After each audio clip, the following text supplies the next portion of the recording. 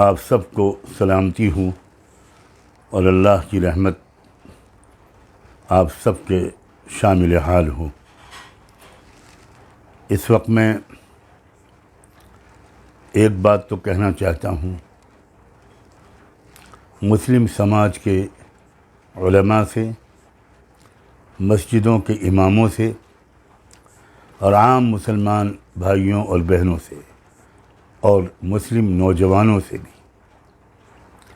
اور ایک بات میں کہنا چاہتا ہوں، او بی سی سماج کے تمام لیڈروں سے، بھائیوں اور بہنوں سے، او بی سی سماج کے نوجوانوں سے، اسکولوں اور کالجوں میں او بی سی سماج کے سے تعلق رکھنے والے ٹیچرز اور اسٹوڈنٹس سے، یواؤں سے، یوتیوں سے، اور اسی طرح دلت سماج سے تعلق رکھنے والے تمام بھائیوں بہنوں نوجوانوں سے، ان کے لیڈروں سے، ان کے سیاسی اور پولیٹیکل لیڈروں سے بھی، اور ان کے جو بزرگ ہیں ان سے بھی، مسلم سماج کے لوگوں سے ایک بات یہ جو کہنا چاہتا ہوں وہ یہ ہے کہ آپ بھارتی معاشرے کی اس سچائی کو ذرا سمجھیے۔ بھارتی سماج کے 85% لوگ او بی سی سماج سے تعلق رکھتے ہیں، یا دلت سماج سے تعلق رکھتے ہیں،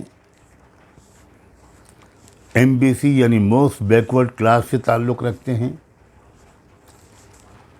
اور اسی طرح کے بہت سے ان کی کاسٹ ہیں، بہت سے ان کے طبقے ہیں۔ اس بات کو سمجھیے۔ میں بڑے احترام کے ساتھ علماء اور ائمہ سے کہتا ہوں، پلیز اس کو سمجھیے اور ایک ایک مسلمان کو اس کو سمجھائیے۔ یہ لوگ ہمارے دشمن نہیں ہیں، ہم تو کسی کے بھی دشمن نہیں ہیں، لیکن یہ لوگ ہمارے دشمن نہیں ہیں۔ ہو یہ رہا ہے کہ ان کو ہمارا دشمن بنا کر، ان کو کبھی کاوڑیوں کے روپ میں، کبھی کسی اور روپ میں، کسی اور یاترا میں نکال کر، کبھی کوئی اور دھارمک روپ رکھنے والے کسی کارکرم میں شامل کر کے، ان کو ہمارے اوپر اکسا کر، غصہ دلا کر ہمارا دشمن بنایا جا رہا ہے، ان لوگوں کی طرف سے جو یہ سب کر کے اپنی روٹیاں سیک رہے ہیں۔ کبھی آپ نے دیکھا ہے کہ کاوڑیوں میں کسی اپر کاسٹ کا نوجوان بھی آیا ہو؟ کبھی کسی مذہبی کاریکرم میں، ناچ گانے میں، نوٹنکی میں، کسی جلوس میں، کبھی آپ نے دیکھا ہے کہ کسی اپر کاسٹ کا کوئی نوجوان شامل ہوا ہو؟ یہ جتنے بڑے بڑے منتری ہیں، مکھیہ منتری ہیں، ان کا کوئی بیٹا آپ کو کبھی آج تک نظر آیا ہے؟ ان کے بیٹے یورپ اور امریکہ میں پڑھتے ہیں اور بھارت کا ڈریس بھی نہیں پہنتے۔ ان کو آپ دیکھیں گے وہاں تو پہچانیں گے بھی نہیں۔ یہ اپنی فیملی کے کسی نوجوان کو ان سب کاریکرموں میں شامل نہیں کرتے۔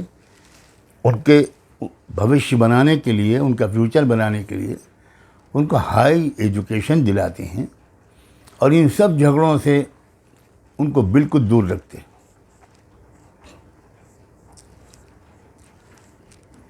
آپ مسلمان اس کو سمجھیں۔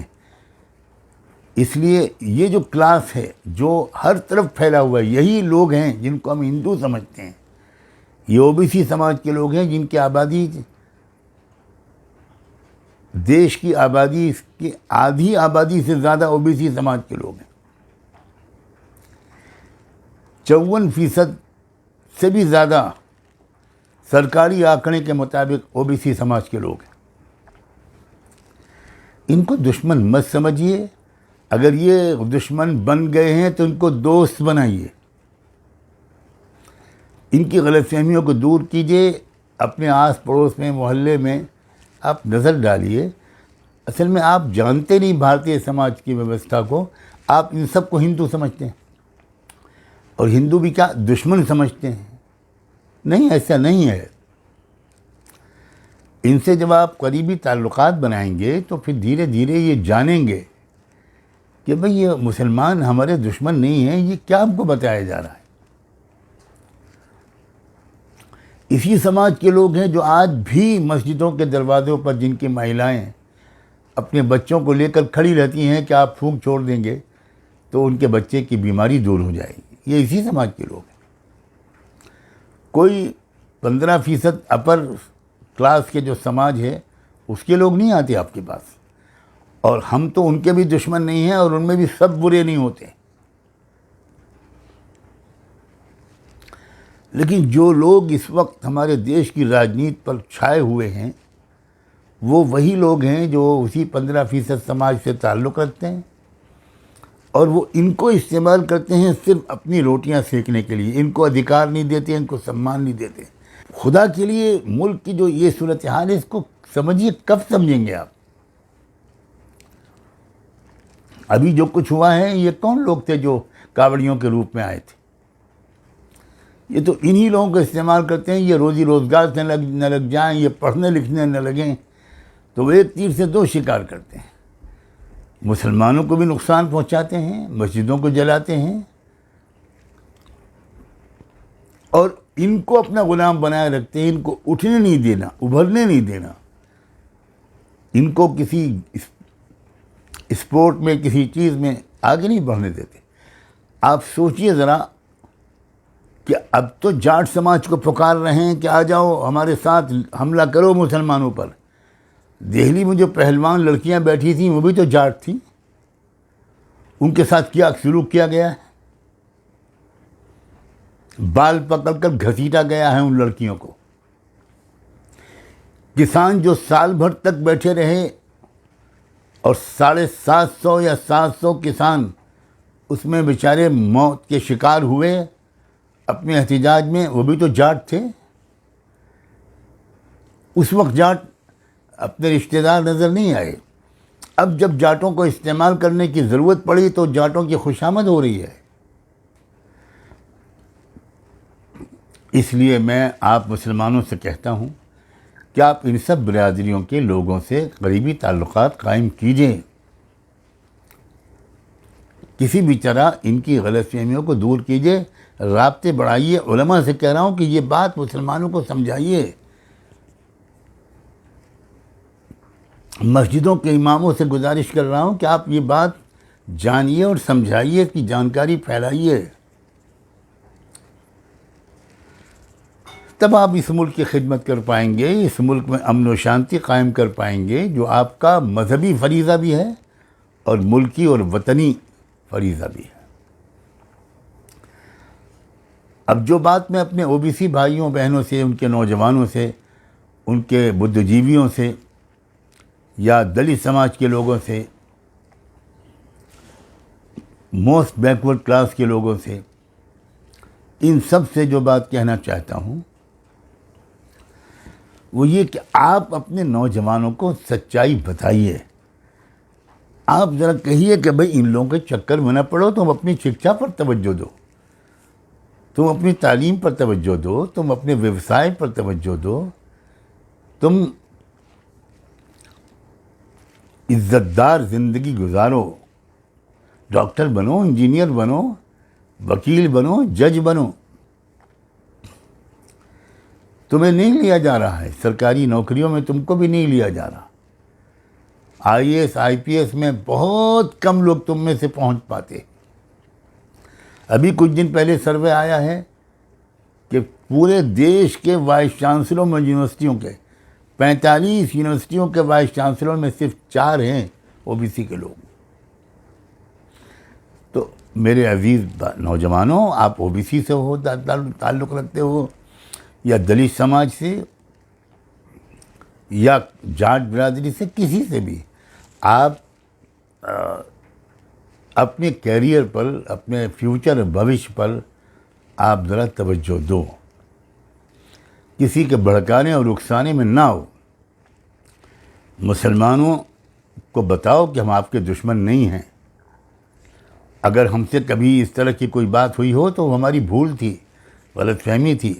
آئیے ایک نئی زندگی شروع کریں اور مل جل کر دیش کو مضبوط کریں،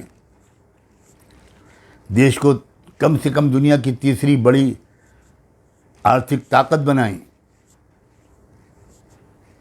جاٹ برادری نے، جاٹ کھاپوں نے، جاٹوں کے لیڈروں نے جس طرح کا اس وقت اسٹینڈ لیا ہے اس سے سبق لیجیے، اور یہ دیش کے اندر امن و شانتی کو بھنگ کرنے کی سازشیں جو ہو رہی ہیں، جن سے دیش ہی کمزور ہوتا ہے، وہ ختم کر کے دیش کو ہم سب مل جل کر مضبوط کریں۔ یہ ہے میرا پیغام آپ سب کے لیے، او بی سی سماج کے لوگوں کے لیے، دلت سماج کے لوگوں کے لیے، آپ کے پولیٹیکل لیڈروں کے لیے، آپ کے ٹیچرز اور نوجوانوں کے لیے، آپ کے پرشوں اور مہیلاؤں کے لیے، اپنے بھائیوں اور بہنوں کے لیے۔ آئیے ہم سب آگے بڑھیں اور ایک نیا ادھیائے اس دیش میں اپنی سوجھ بوجھ سے لکھیں۔ یہی میرا آج پیغام تھا جس کے لیے میں آپ کی خدمت میں حاضر ہوا ہوں، مسلمانوں کے لیے بھی اور آپ سب کے لیے بھی۔ میں آپ سب کے لیے نیک تمنائیں اور شبھ تمنائیں رکھتا ہوں۔ میں آپ سب کا شبھ چنتک ہوں۔ امید ہے کہ آپ میرے لیے سب دعائیں کریں گے اور ہم آنے والے دنوں میں گزرے دنوں سے زیادہ اچھے، کہیں زیادہ اچھے دن دیکھیں گے۔ بہت بہت شکریہ۔